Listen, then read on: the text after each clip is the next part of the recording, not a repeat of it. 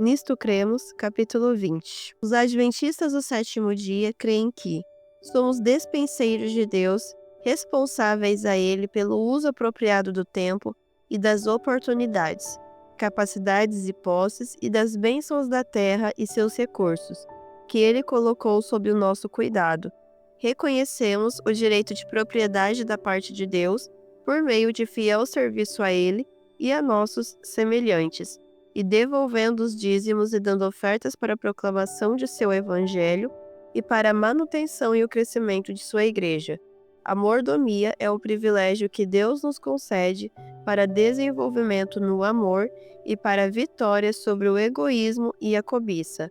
O mordomo se regozija nas bênçãos que advêm aos outros como resultado de sua fidelidade. Mordomia.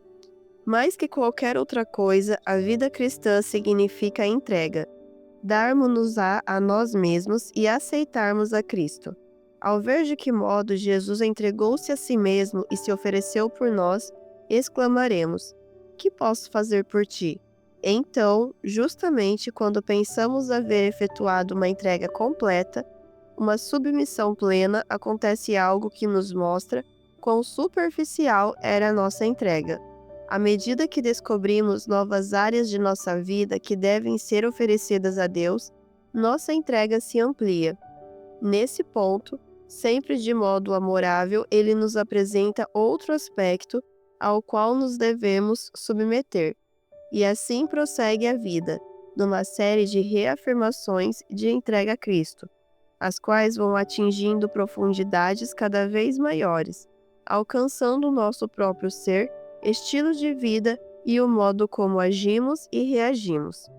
Quando entregamos a Deus tudo quanto temos e somos, pois de qualquer forma tudo pertence a Ele, 1 Coríntios 3, 21 e 4:2, Ele tudo aceita, mas torna-nos devolver o que lhe entregamos, fazendo-nos responsáveis mordomos ou encarregados de tudo que possuímos. Nossa tendência a viver confortável e egoisticamente desaparece diante da percepção de que nosso Salvador era um estrangeiro, esteve nu e foi posto na prisão. Sua ordem, portanto, ide, ensinai a todas as nações, faz com que as atividades da Igreja, testemunho do Evangelho, ensinamentos, pregação e batismo tornem-se preciosas a nós. Pelo amor a Cristo, procuramos ser mordomos fiéis. Que é mordomia? Acaso não sabeis que o vosso corpo é santuário do Espírito Santo e que não sois de vós mesmos, porque fostes comprados por preço? Agora, pois, glorificai a Deus no vosso corpo. 1 Coríntios 6, versos 19 e 20. Fomos comprados e redimidos a um elevado custo.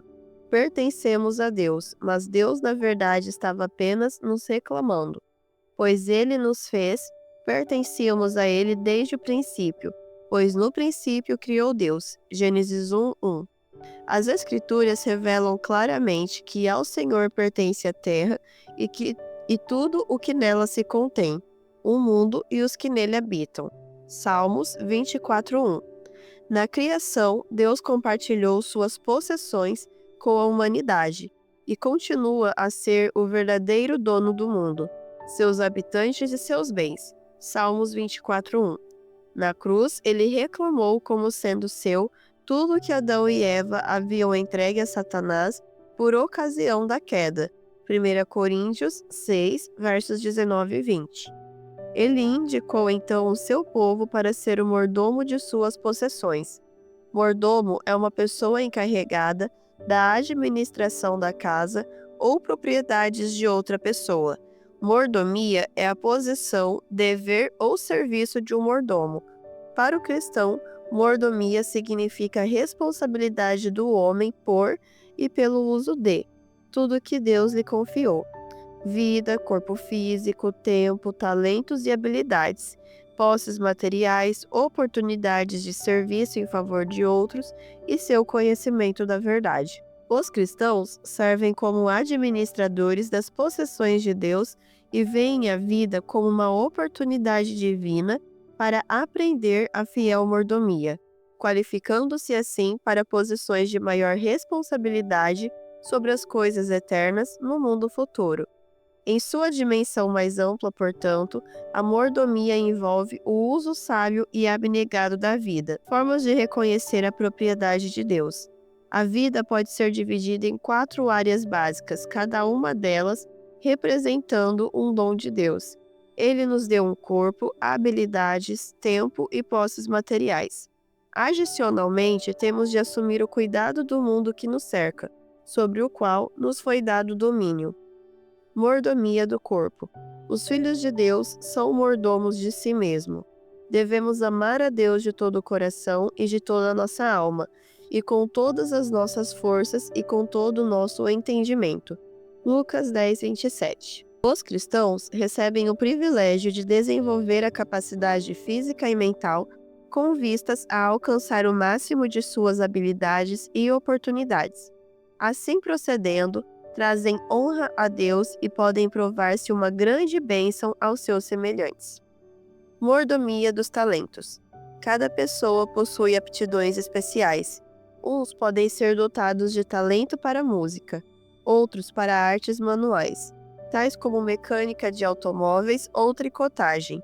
Alguns conseguem estabelecer amizades com mais facilidade que outros, ao passo que muitos produzem melhor quando estão sozinhos. Cada talento pode ser utilizado tanto para glorificar a pessoa que o possui, quanto o doador dos talentos. A pessoa pode aperfeiçoar diligentemente o talento para a glória de Deus ou para o seu engrandecimento pessoal. Deveríamos procurar o constante cultivo dos dons que o Espírito Santo nos concedeu, de modo a multiplicá-los. Mateus 25. A boa mordomia utiliza liberalmente os dons, de modo a obter os maiores benefícios para o Senhor dos talentos. Mordomia do tempo. Na qualidade de fiéis mordomos, glorificamos a Deus mediante o sábio uso do tempo. Tudo quanto fizerdes, fazei-o de todo o coração, como para o Senhor, e não para homens, cientes de que recebereis do Senhor a recompensa da herança. A Cristo, o Senhor, é que estais servindo. Colossenses 3, 23 e 24. A Bíblia nos adverte a nos conduzirmos, não como nécios, e sim como sábios, remindo o tempo porque os dias são maus. Efésios 5, 15 e 16. Tal como Jesus, devemos ocupar-nos dos negócios de nosso Pai. Lucas 2, 49. Uma vez que o tempo é dom de Deus, cada momento é precioso. Ele nos é concedido para formarmos o caráter a ser levado para a eternidade. Mordomia fiel do tempo significa utilizá-lo para conhecer melhor a nosso Senhor, para ajudar nossos semelhantes e para compartilhar o Evangelho. Quando na criação Deus nos outorgou o tempo, reservou para si o 7º dia, o sábado, com a finalidade de desenvolvermos comunhão com Ele. Entretanto, 6 dias foram providos para que a família humana se envolvesse em atividades úteis de seu próprio interesse. Mordomia das possessões materiais. Deus concedeu a nossos primeiros pais a responsabilidade de subjugar a terra, governar sobre o reino animal e tomar cuidado do jardim do Éden. Gênesis 1, 28, 2, 15. Tudo isso estava à disposição deles, não apenas para deleite, como também para sua administração. Uma única restrição lhes foi imposta: não deveriam comer do fruto da árvore da ciência do bem e do mal. Essa árvore representaria para eles uma constante lembrança de que Deus era o verdadeiro proprietário e possuía a autoridade final sobre a terra. Ao respeitar essa restrição, estariam eles demonstrando fé nele e sua lealdade a ele.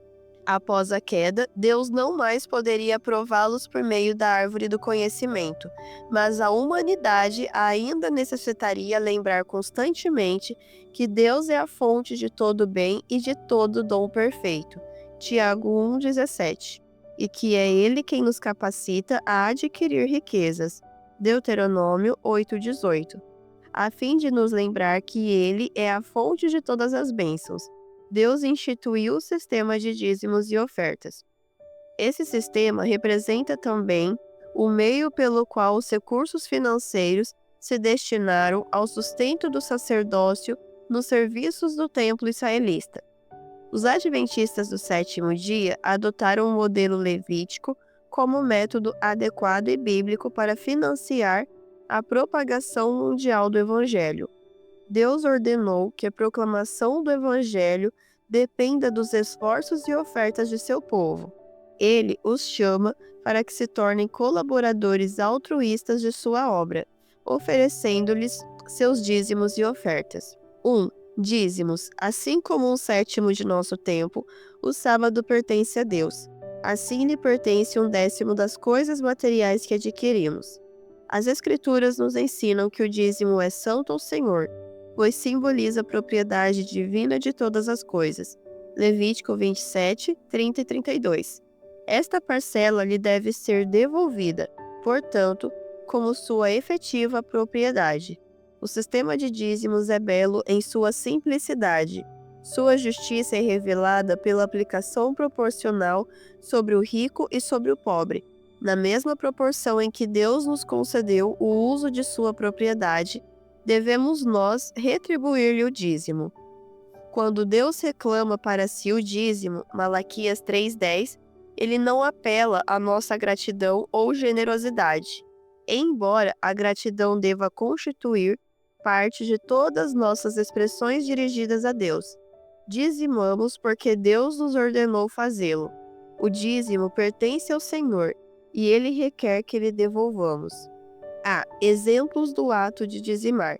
Dizimar é uma prática generalizada ao longo das Escrituras. Abraão deu a Melquisedeque, sacerdote do Deus Altíssimo, o dízimo de tudo. Gênesis 14:20. Ao assim proceder, ele reconheceu o sacerdócio divino de Melquisedeque e demonstrou achar-se bem familiarizado com essa sagrada instituição. Essa referência casual ao ato de dizimar mostra que a prática havia sido estabelecida em tempos bastante antigos.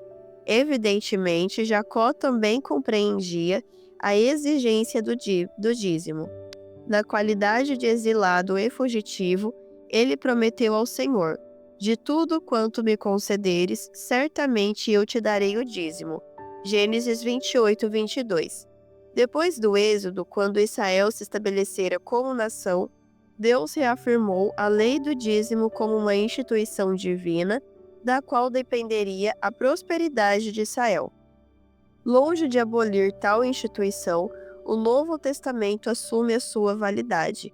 Jesus aprovou o dizimar e condenou aqueles que violavam o seu espírito. Ao passo que a lei cerimonial regulamentava as ofertas sacrificais que simbolizavam o sacrifício expiatório de Cristo e teve fim em sua morte. O mesmo não aconteceu com a lei do dízimo. Pelo fato de ser Abraão o pai de todos os crentes, é ele também o modelo de dizimista para os cristãos. Assim como Abraão entregou os dízimos a Melquisedeque, sacerdote do Deus Altíssimo, assim os crentes do Novo Testamento entregam seu dízimo a Cristo, nosso sumo sacerdote, segundo a ordem de Melquisedeque. B. Uso dos dízimos.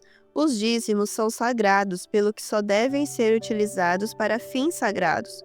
O Senhor ordenou: também todas as dízimas da terra, tanto do grão do campo como do fruto das árvores, são do Senhor. Santas são ao Senhor. No tocante às dízimas do gado e do rebanho, o dízimo será santo ao Senhor. Trazei todos os dízimos à casa do tesouro, diz Deus, para que haja mantimento na minha casa. Malaquias 3:10. Em Israel, o dízimo era usado exclusivamente para os levitas, os quais, não tendo recebido herança como tribo, dedicavam todo o seu tempo para dirigir o culto em Israel, para ministrar no santuário e para instruir o povo no tocante à lei do Senhor.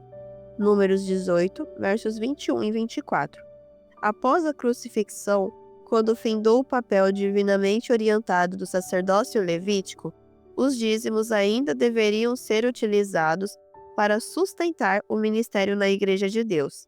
Paulo ilustra o princípio subjacente a essa prática ao construir um paralelo entre os serviços levíticos e o ministério evangélico recentemente estabelecido. Ele afirma: se nós vos semeamos as coisas espirituais, Será muito recolhermos de vós bens materiais? Se outros participam desse direito sobre vós, não o temos nós em maior medida? Não sabeis vós que os que prestam serviços sagrados do próprio templo se alimentam, e quem serve ao altar do altar tira o seu sustento? Assim ordenou também o Senhor aos que pregam o Evangelho, que vivam do Evangelho. 1 Coríntios 9, dos versos 11 a 14.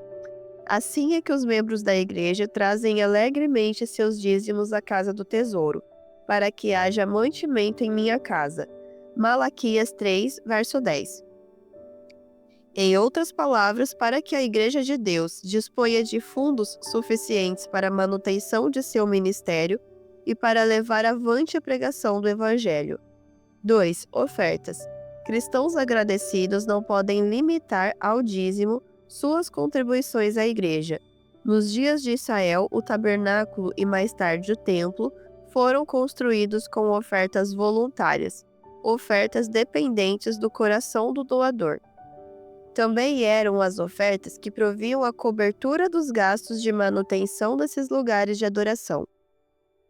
Os israelitas provavelmente contribuíam com cerca de 1/4 a 1/3 de suas rendas para propósitos religiosos e de caridade. Será que contribuições tão pesadas fizeram o povo empobrecer?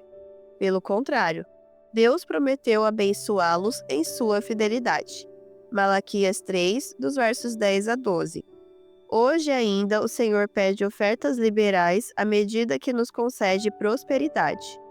As ofertas são necessárias para construir, manter e operar as igrejas e para empreender a obra médico-missionária, demonstrando o significado prático do Evangelho. Deveríamos nós doar tanto quanto os israelitas, ou será que o padrão por eles desenvolvido não mais é aplicável? Em o Novo Testamento, Cristo assentou os princípios da verdadeira mordomia, que os nossos dons sejam entregues a Deus em proporção à luz e aos privilégios que desfrutamos.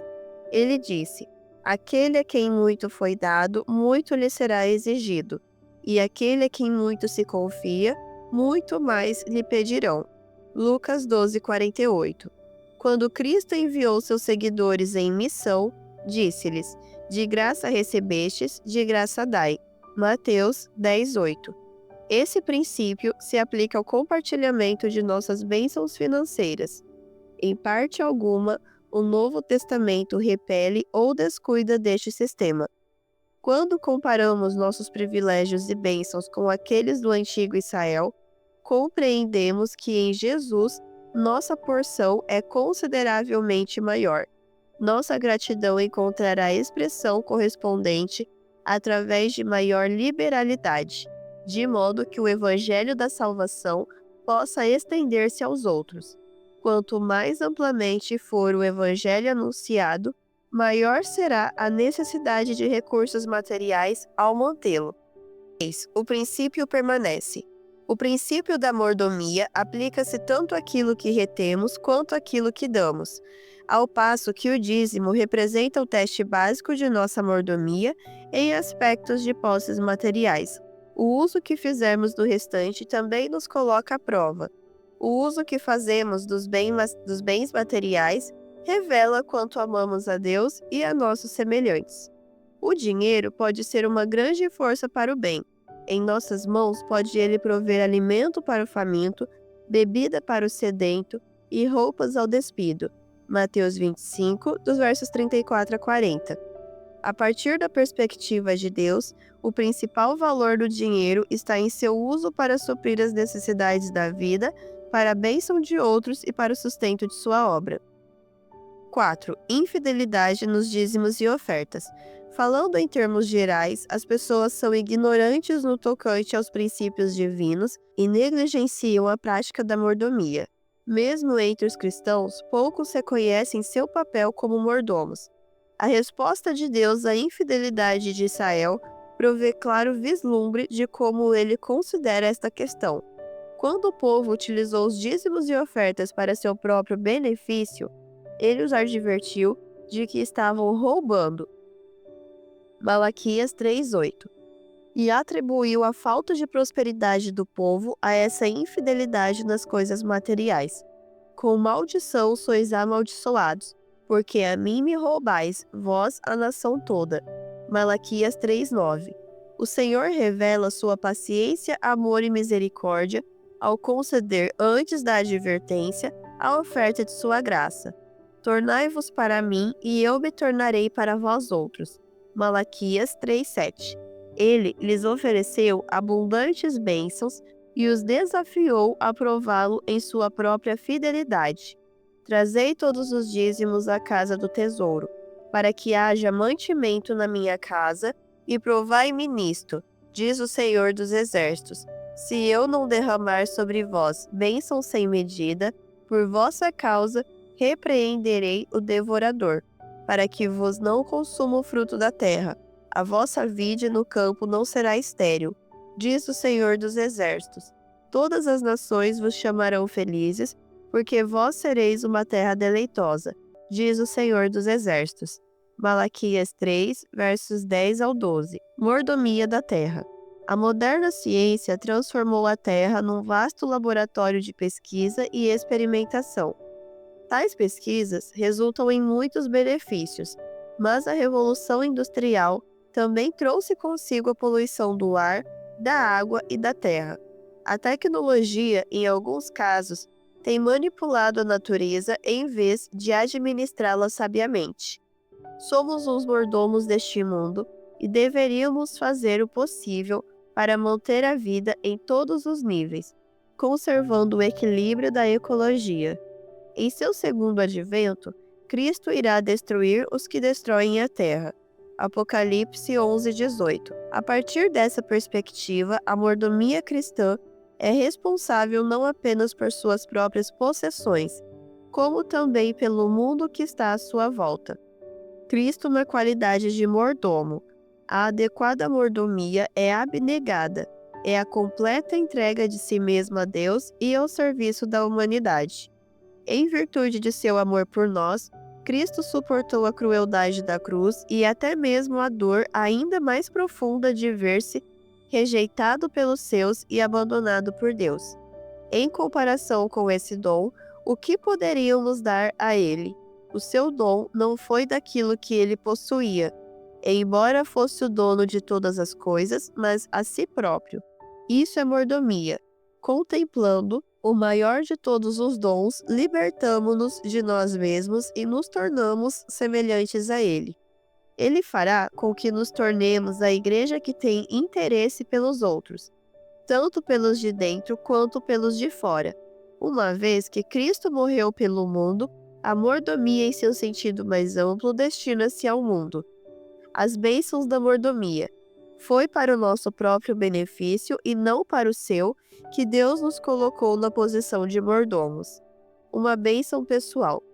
Uma das razões por que Deus nos pede que lhe consagremos continuamente toda a nossa vida, tempo, habilidade, corpo e posses materiais é para estimular nosso próprio crescimento espiritual e o desenvolvimento do caráter.